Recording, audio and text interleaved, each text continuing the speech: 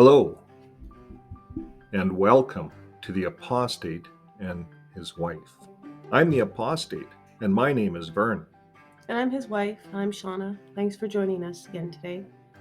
So, as usual, we were chatting this morning and it was starting to get interesting, so we figured that maybe we should record it. So, Vern, if you want to just set up what we were talking about. Yeah, I was kind of. It's funny, as we even on this channel, it's been a little bit of therapy for us, and I guess more and more stuff is coming out.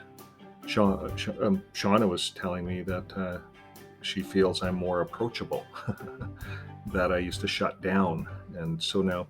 So, anyways, the religion I was in it for over 30 years, and it taught me a lot of things.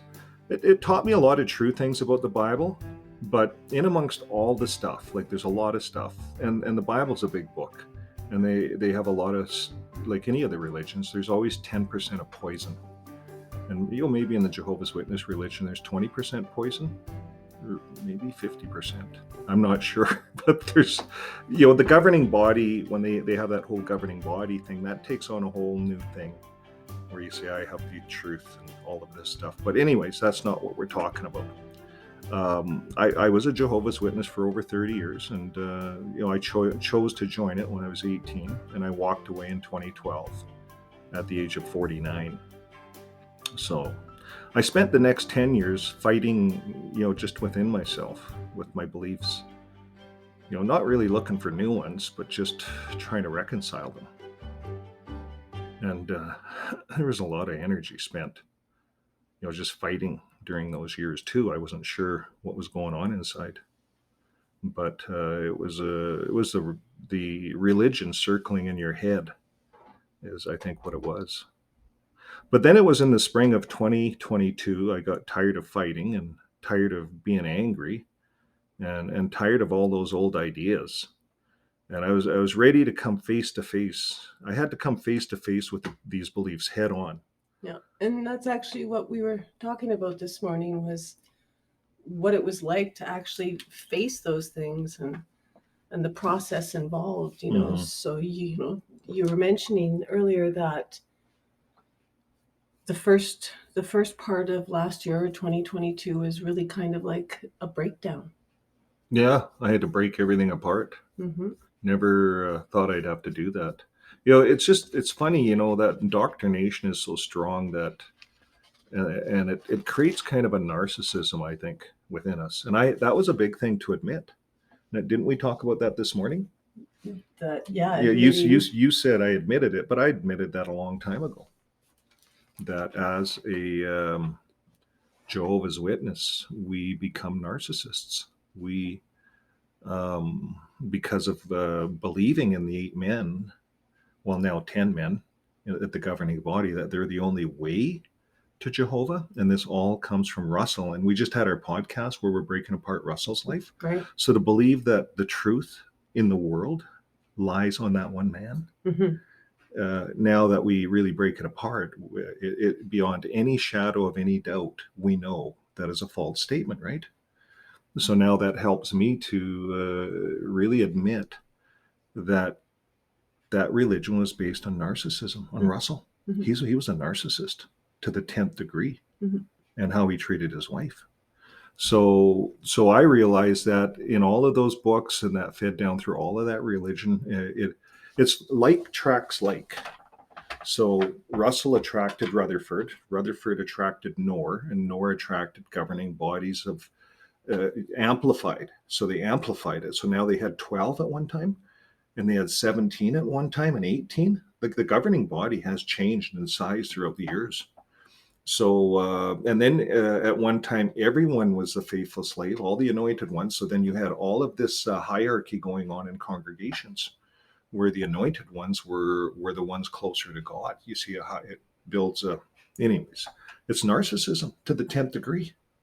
And then you can say, okay, I had a special meeting with God and I'm anointed. And there's no appointments, there's no schooling, there's no nothing. Well, okay, and I think we're kind of missing the big one here, and it's very narcissistic because they will succeed at the cost of everybody else.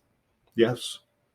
Yes, families. You That's what know, we talk and, about. and that's and families and worldly people, and that religion wants to succeed or sells itself as succeeding on the bodies of everybody else, and that's just the way it is. They had a chance. But I think for me, like the narcissism. So I left the religion. You felt you had the only truth in the whole wide world. You leave it, and then when I left the religion, I actually wasn't sure what was going to happen. I actually, it was like an experiment, but I was used to a little bit of research and development, and I didn't mind checking it out. But it was nothing happened. In fact, things got better, and I had a better journey. Like, it was a better journey. Now, the only thing that we can reflect on is my bouts of anger, and you can talk about that. But Yeah, well, it was hard. It's like there was three of us mm, because we were happy. We mm. didn't fight, but yet there were these extreme anger moments. And how did that make you feel? You're saying how it made you Oh, question the like marriage, even. well, no, I just question the having to deal with the anger. Like if you say you're happy, Mm-hmm. right? Like I believe you are, Yeah. Oh, yeah. I'd say and that all and the that's time. actually what prompted the book writing, right? Well, I believed that you were happy, right? Mm-hmm. Mm-hmm. I truly did. So it didn't make sense, the moments of anger. And Yeah. It's like the John Deere mower that time I got angry. and we don't have neighbors, but I'm sure that the ones a mile away could have potentially heard something if the wind was going in their direction. Yeah, But it's just little things. You get a breakdown or something, and there's no reason to flip your lid. look at the book that you wrote. Mm-hmm. What are the opening lines, Mm-hmm. right? About that damn tractor, Yeah. you know? Because yeah, the little things. Well, little things become big things in -30. Mm-hmm. So, but no, it didn't make sense. So I figured, well, we talked about it and figured, you know what, write your story, write it down. Yeah, it's just I think my advice for anybody coming out of the religion, well, of course my advice is a way different. Don't give it 10 years. Don't waste 10 years Yeah. of your time allowing all those old ideas circulate in your head, The, because and they circulate and they circulate and they circulate and they cause you to get angry. well, and knowing you now as opposed to then, right? Mm-hmm. I feel like you didn't live fully. No. Like those 10 years, because we were together for those 10 years, together for what, three, and like married, no, for like 4 or 5, and married for the other 5 of them. Mm-hmm. But we kept ourselves super busy. Mm-hmm. We really didn't have a lot of time to talk. No. We weren't thinking, so we weren't talking. Mm-hmm. We were just trying to run businesses, Mm-hmm. sell stuff, live. Yeah. But again, then little things would happen, and this temper would flare up. It wouldn't be directed at me. I would just be like a witness to it. But it made you feel Oh, well, like you were doing something wrong in the marriage. yes, eventually, because if you're so happy, where is this anger coming from? Yeah, she'd I, always ask me if I'm happy with the marriage, and I'd say, well, of course. It's because it's the best marriage. I only ever had one other one, but it's the best marriage I've ever had. yeah, but I just, But I didn't realize the religion makes you, like, I didn't realize that at the time, and I think this is the message to PMOs, exjws who've been out. Even if you find that you're angry over these guys, so let's talk about what happened last night, and this is what led us to this whole discussion and how I felt this morning. Mhm. So anyways, last night, I haven't laughed that hard in my life. I can't remember. And I went to bed laughing. And it was the first time I laughed my guts out. And why? Well, we were making these funny videos. We started, Shauna says, it's about time. We've done a lot of these serious podcasts. Why don't we do a funny video? And so what was the JW community? Everyone's talking about those 2 guys, those 2 new governing The body 2 new members. GB members. Yeah. So we went onto Gilbert's site and watched his video. And he just lost it because he's very Mexican, right? And well, well, go onto his site and see his video. Yeah.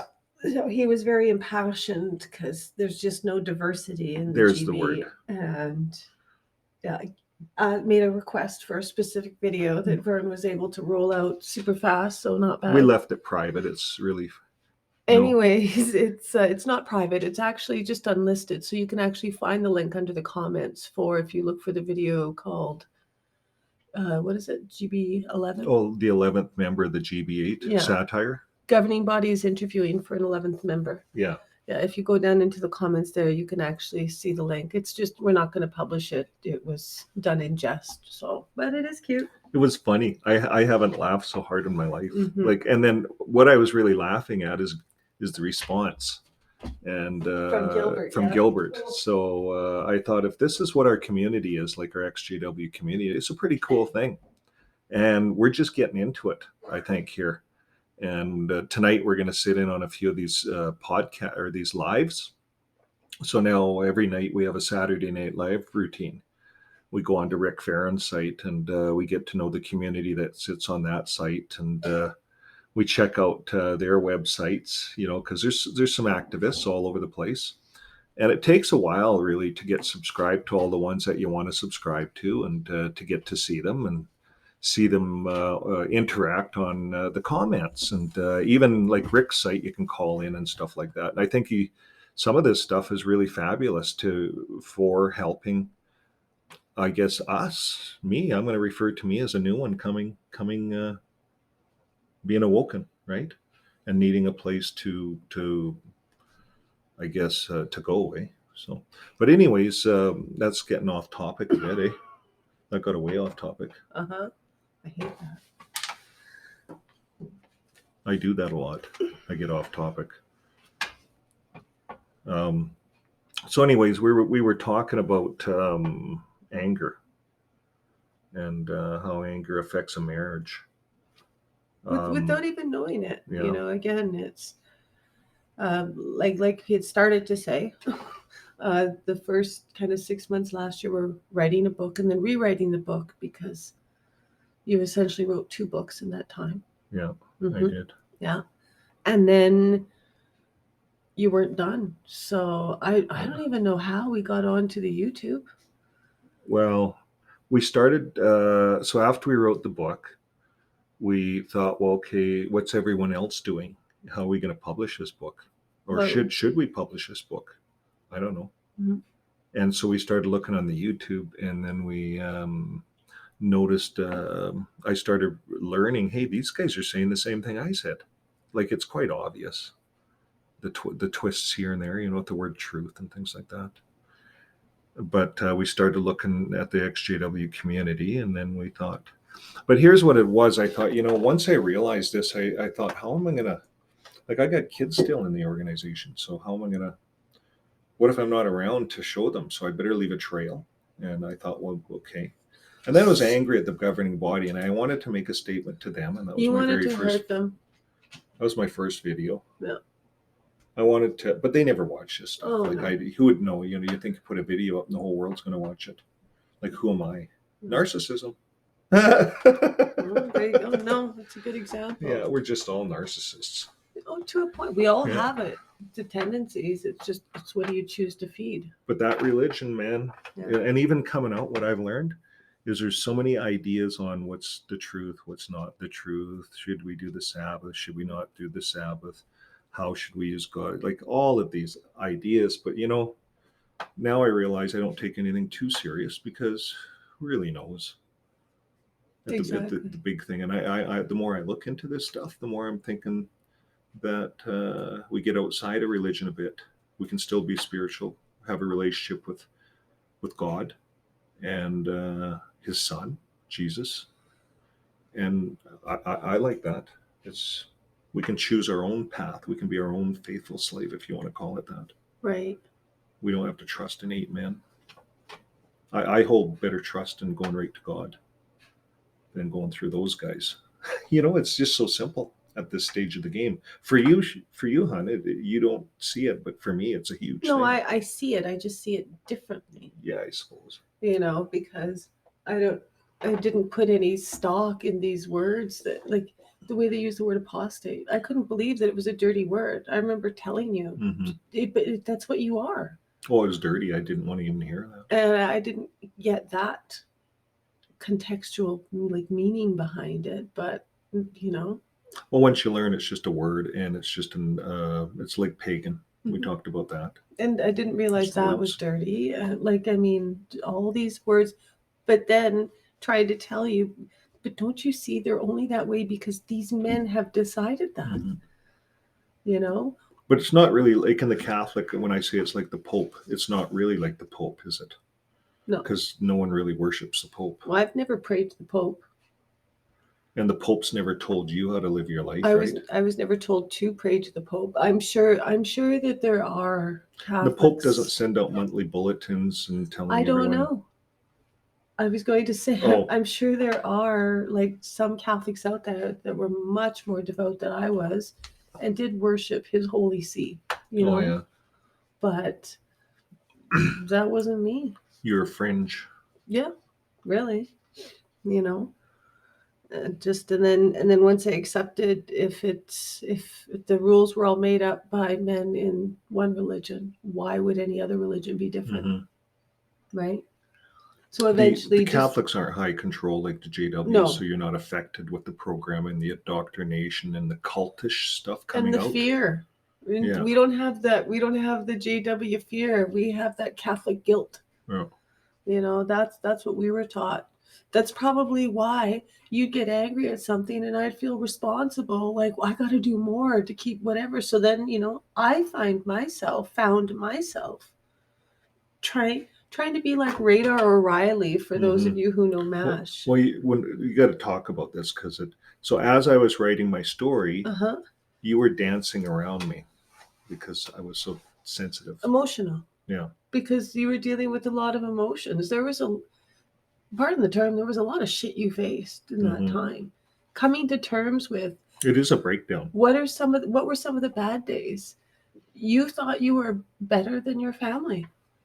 You had the not moral high ground. That's not the right word. Once I realized Rutherford was a fornicator and Russell was a fornicator, it bothered me. Yeah. I found that out on the internet. They hide that. JW's Proclaimer's book. What about the week of accepting that it was a cult? That was a tough one. That was after. Yeah. To it's one thing like you break the oh yeah, they didn't have this right, but it's just another religion. So then you justify in your mind, well, there's lots of religions and God loves all the religions and God's okay with them all because they all wouldn't exist. And so we start making excuses for these people, right? These 8 men, the governing, but we start making excuses for them. No, you know what I think it is? In our mind. They don't even think about it. They just put it to the side. Trust Jehovah. Who? The people that are in, if there's an issue with the governing body. Yeah, I suppose they might. They do say that. Why would they? They say trust Jehovah. Exactly. He'll clean it up. Exactly. Just no. This or it's the work of Satan's puppets. Yeah, and that's a way of not dealing with issues. Right. That's what they did to Russell's wife. And I think, Maria. you have talked about those 10 years that you were out but not doing anything. That's what you were doing. That was the first time I'd heard about no antiques. Nobody wants antiques because they're demonized. Because they could be demonized. Are you kidding? Those are beautiful pieces of furniture, beautiful old buildings that just got torched. Everything gets demonized in the JW religion. Right. Everything. Stuff moving in the basement. Ooh. Guess what, people? It wasn't the demons. It was mice. It was just. That was a funny one. It was eye-opening for me, and because I had never been taught any of that stuff. Like, I'd never had a priest, if I would question God, God's so mean, why do we...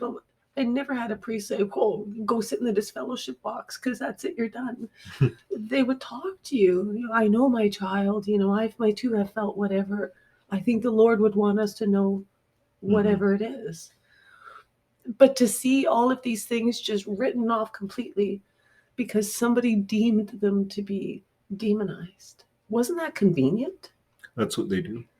That is so Russell started convenient. that game with his wife. Well, yeah, as we witnessed with in Maria. the podcast. Yeah. Like, this is what's blowing me away even now. Doing this deep research on Russell, even today, is opening my eyes even wider. Like, he started this whole disfellowshipping. He started demonizing people. He did this all to his wife. In fact, we may bring out in future podcasts as this is not a Russell program, but he even called her the evil slave class. Yeah. Can you believe that? Well, and honestly, I understand kind of the meaning behind it, but to be called a slave, I'm nobody's slave. I'm an independent woman, like, that's insulting. Some of the verses. Yeah, well, he said, if I want a pumpkin pie, I'll get a pumpkin pie. Yeah. Like, that's what he said in court. Some of the verses that you were using when we first met her earlier on were very perplexing too. Like, sometimes the understanding, because I was the weaker vessel. Mm-hmm. That was interesting. Mm-hmm. I'm not a freedom fighter or anything, but when I was 16 years old, I had to play hockey on a boys' team because girls didn't play hockey. Mm-hmm. I was the kind of person that would say, I can shovel the roof, I can shovel the Mm-hmm. snow off the roof, just like the boys, when my grandpa was saying, no, you can't because you're not a boy. Mm-hmm. Well, that's why you're so good looking. You shovel out the coops. Oh, because you'll do what I would do. So yeah, you're in good shape. Can we stop for a second? Shape, yeah. Although that's important, that was the point. You had a different way of speaking, like mid-heaven, right? Where did that come from? I mentioned in another podcast just the other day about torture stake. Mm-hmm. There's paradise earth. There's this, the truth. I started writing about mid-heaven in the book. Right. And the more I started exploring, because you had said, we got halfway through the writing and it was, I got out all my personal issues on paper. I think that was good therapy. Mm-hmm. And that's something I wasn't going to publish. So it was a lot of private stuff in there. I think they call that, like in a movie, the director's cut. Yeah. So then you told me, honey, why don't you make it like a fairy tale? Or, I don't know how you put it. That's how I put it. And you know why? Well, I think I said have some fun with it. Yeah. Because we were quite worried about names and stories and offending so-and-so. And it just, and the book had been work. Like, that was emotional work. There was, it was a few months of literally just ripping it apart. Yeah. And then. Well, and it got me back into the Bible. Well, I actually put you in touch with a creative side that who knew you had. Yeah, maybe that was, I don't know where that was. It all came out. Like, I think it definitely started with the book, and then it got moved into poetry. But I think once you undo roadblocks in your mind, it was layer by layer, peeling back the onion to get to Rutherford and Russell. And once we got there, then we could make a fantasy story out of it. And so we went to heaven and went to mid-heaven. So I always thought, like the JWs always talk about heaven. You always see Jesus coming in a cloud or something with all these on horses. They always depict that, but no one talks about mid-heaven. You know why they don't talk about mid-heaven? I got looking at the JW literature in the book, how they explain the book of Revelation.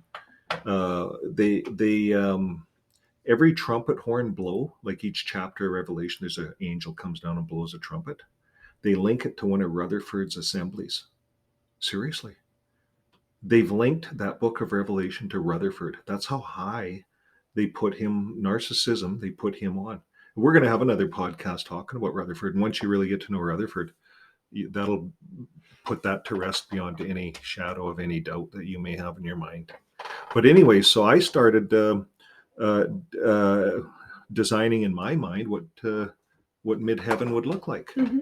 And so Paul talked in 2 Corinthians about the third heaven. Okay. And I thought, well, okay, we got the heaven in the sky where the birds fly, right? And then, so that's one heaven.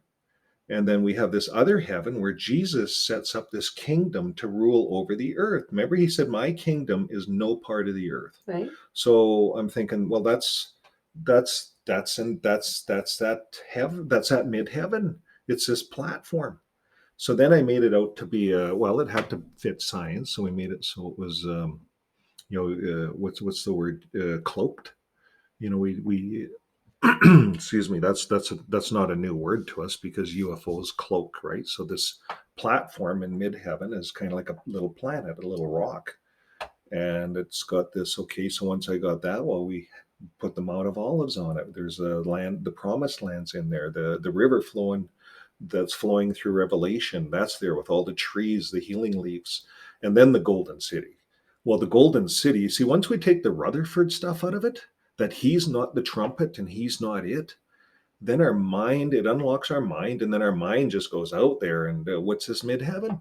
So I started writing a story around it, and the golden city and the seven lampstands, the seven churches. uh, Remember, I called them the seven watchtowers. Mhm. And I wrote the whole book and I called them the seven watchtowers. We get to the end of the book, and after changing a lot of different things, because you would tell me, well, what's 144,000, what's this, what's that, and so it got me researching, and so I kept writing into the story. But yeah, the seven churches, I called them the seven watchtowers. And honey, we started reading. That's what got me reading other Bibles. So we read the other Bibles, and they called them the seven churches. Um, I can remember actually last December, like the of 2021, before the Mm-hmm. book started. Pardon me. Reading some Lent scriptures. Mm-hmm. Yeah, that were off of just a Catholic Church website, and I don't mind reading the scriptures following Lent or Mm-hmm. Advent. Pardon me, Advent, and Like Jesus' birth or birth, right? yes, Yeah. yeah. And that was new. We started, for me, because we'd never, as a JW, really looked at Jesus' birth. Yeah. And so I wrote that right into the book. It fascinated me, everything about Jesus. Yeah. Well, what fascinated me with that process was the way one scripture was worded to put the blame solely on the woman. Mm-hmm. And to this day, I have not been able to find that scripture In the yet. Garden of Eden? No. Oh, the first prophecy in the Bible. And I shall bring enmity between you and the woman. I'm not sure. It was one of the prescribed readings for the Yeah. Advent schedule of last year. And it just made me realize that, like, what is the Bible, right? What is Mm-hmm. all of it? Here I am questioning you on, or I would come to question you on all of these terms, It Mm-hmm. was just, it's been fascinating. But overall, I think what that book has done is it got us talking. Mm-hmm.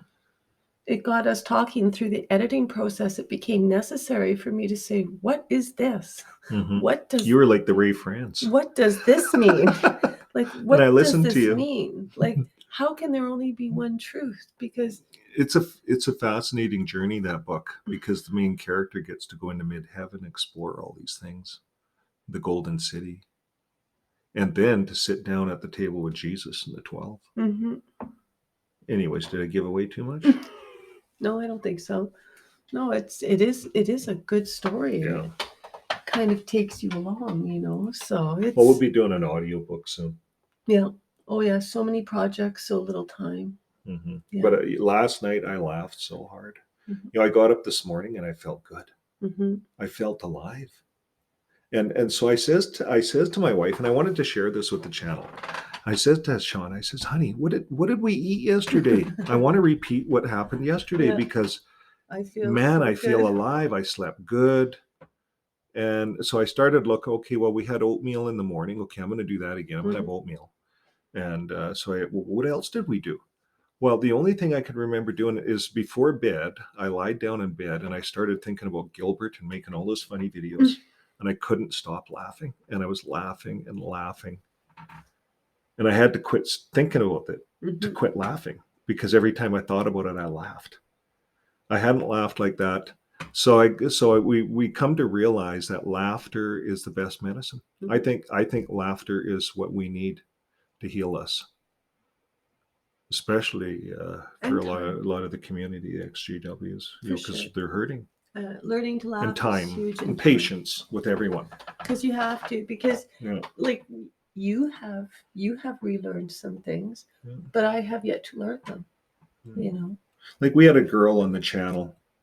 I'm assuming a girl, and she's just exploring the JW religion. She put her comments in. She liked the videos. She says she likes the scriptures, but she's going to keep exploring the JW religion. I think she's in it, right? Yeah. And you know, we I forget what we talked about. We shared a few things back and forth, but at the end of the day, she's going to just keep doing it, and we wished her the best. Mm-hmm. Because you know, there's a lot of good people in the JW religion that are just there. Mm-hmm. And it doesn't, like, we each as persons have relationships with God. Now the governing body and all of that stuff, Like that's all going to go away. the politics of Yeah, it. that'll all go away eventually. And I think religion as a whole is coming out of this religion thing. Everyone's coming out of it. Everyone's waking up. Maybe it's just because I've really woken up, I'm seeing it that way, but I think it's just starting. And maybe because we're actually looking, we see it now. Like online, there's these huge communities of Waking up. Yeah. 30% of the earth is non-religious. That's really made or non. They're spiritual, but not going to church. People are finding non-denominational. spirituality outside of a Yeah. church or an organized religion because they're realizing the charity's not going to help people. No. It does. None of it. Zero goes to help people. The only charities that help people are the food banks.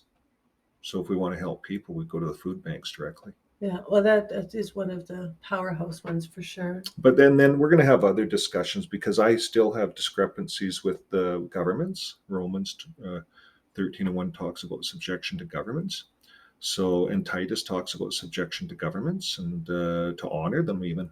So, and I wrote about that in the book, and where the JWs say they're the beast, and they really don't highlight those scriptures. They do and they don't. They say, well, that means to pay your taxes and to follow the speed limit and to do all that. Well, yeah, Jesus said, pay Caesar's things to Caesar and God's things to God.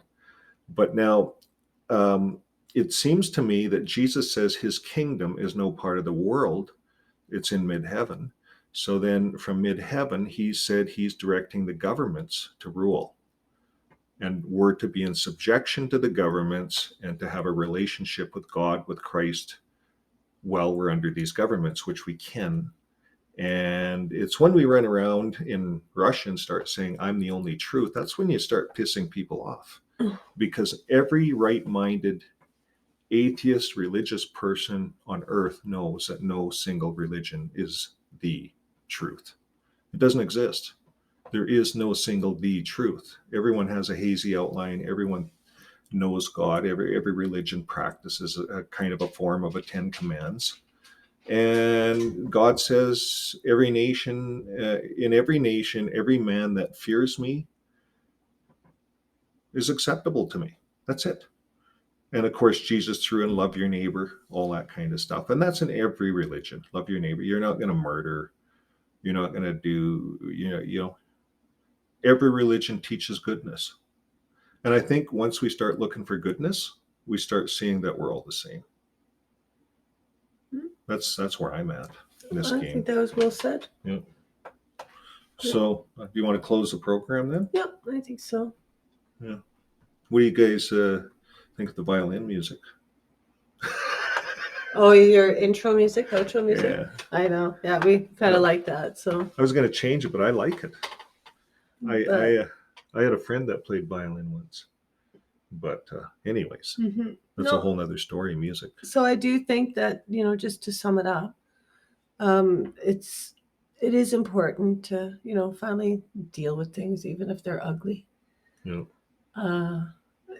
Just be honest, like through this process, because on top of everything else, or on top of struggling with religious beliefs, doctrines, we're also dealing with the fact that we're aging.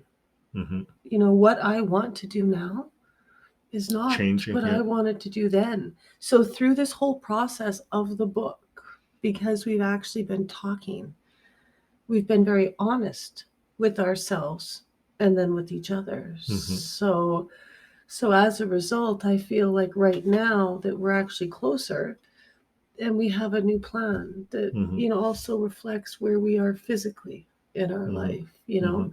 Like I know that I need to cut back on working full time outdoors. It's too Mhm. much. Agriculture's hard Yeah. work. And I'm not a mechanic. Who am I fooling? No, and we can't carry that heavy stuff anymore. I That's can't not run fun. these old tractors that break down at the gate in the middle of the winter. And do you want to spend any more hours on a tractor? Like how No. many hours have there been on a tractor over Well, the my years? knees are already wrecked from going up and down, up and down. I know. So, anyways, it could be a real sob story. I bet those So- violins sound good now, hey? But we got a plan. We'll share that with you guys on this channel. Yeah.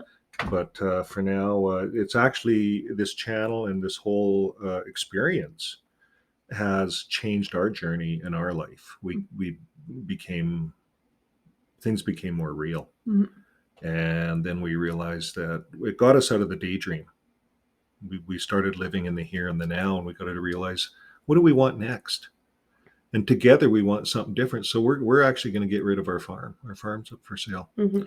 We put it up for sale, and we're gonna do a change, and we'll share that with you guys on this channel. Yeah, because if we're still figuring it out as we go. We Yeah. just know that we kind of know which direction we're headed. So we're going to Yeah. start with the direction and see how far we make it that way. Yeah, header for the hills. But yeah, no, Yeah. it's been tough. It's been like torturous sometimes emotionally. Well, when you say you said at the beginning, it's like a breakdown. Well, it's a mental breakdown It was. because you're going to have bouts of anger. You're going to be upset at the governing body, at the religion. You're looking for places to blame it on.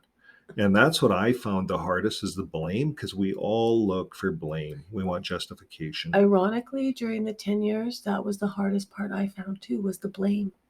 Yeah. How if there was a situation, how somebody was always at fault. When I found out it was Rutherford and Russell, I laughed. Yeah. It took the blame off the people. Then I called it the Rutherford trance. So then I realized we were all under a trance. And when I seen Gilbert's video where those people were singing and with their heads Oh Lord, back and Gilbert, forth, they were all under a trance. Yeah. I got to get that video and play which that. we're trying, yeah. So, But it's opening our eyes up to the trance. When you sit back, fully awoken, and you look back and you see them all singing, they're in a trance, man. yes, Except Mark Sanderson, he knows the truth. you think? And Jeffrey Jackson, he admitted in court, he doesn't agree. He said, "Are you the only truth?" Oh, no, that'd be yes. presumptuous. Yeah. He knows. Well, he definitely knows what to say under oath. Well, that'd be narcissist under oath That to say that. would be. Well, I don't know how it's not What would a perjury. court say? I'm sure that if you were to search the Watchtower now, you would find. Oh, they say they have the truth. And that they are the only way. The only truth. But this like, is another story. Aren't we all supposed to be catching on to Jehovah's Chariot right now or something like that for a ride? So Hey, I already caught on and went to Midheaven. Oh, there you go. night. So no, so I hope you guys do take the time, buy the book. It's in ebook format or paperback on Amazon. Links are all over everything. So we'd love to share that with you. And no, it's. I think the big thing with that book is it'll help you. I read that book now, and it's a journey. It's a fictional. There's fiction in it, and it's fun, and but it's real. And there's some tough spots in that book that get you wondering: is he going to make it? You go all the way halfway through the book, and the whole committee, the whole court, is going to send Mr. Doe back because they're going to send him back to the elders, the Kingdom Hall. Because his stuff, his BS that he brought out in court is basically just normal, everyday stuff that happens in every religion. That's what he's told. And so they're ready to send him back. And then there's a change of events, and I'm not going to tell you what that is. Okay. Well, yeah, we won't get into any more of the story, but I think it's about time to wrap this all up. Hey? Mm-hmm. We had a good show today. Yep. Hey, hon, just out of interest, would you do it again? Oh, like marry you? Yeah. And I told you this before, there was a time where knowing, if I knew then what I know now, no. Really? But, well, yeah, like it was, I didn't. My heart just broke. I didn't realize the beast that you were dealing with. Yeah, you're right. Yeah. I had a beast in my head, the wild beast. Well, and a divorce. Of revelation. So, I mean, Yes, I had a couple beasts I was dealing with. you know.